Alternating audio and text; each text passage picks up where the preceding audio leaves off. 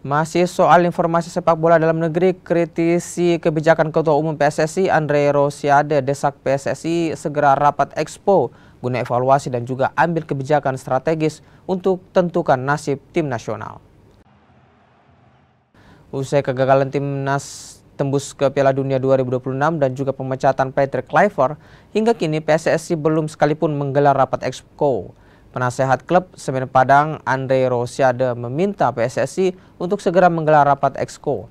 Pertemuan dilakukan untuk evaluasi kegagalan timnas sekaligus menentukan arah kebijakan terutama soal nasib timnas.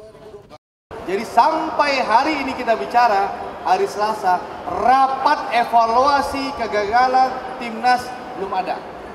Di mana Ketua Umum belum rapat dengan exco-exco. Ya, saya nggak tahu apa penyebabnya. Mungkin sibuk kah? Nggak ada waktu kah? Mohon maaf Pak Erik, bukalah hati Pak Erik. Ya, terimalah masukan untuk perbaikan timnas. Karena timnas ini bukan milik Pak Erik, bukan milik federasi, tapi milik rakyat.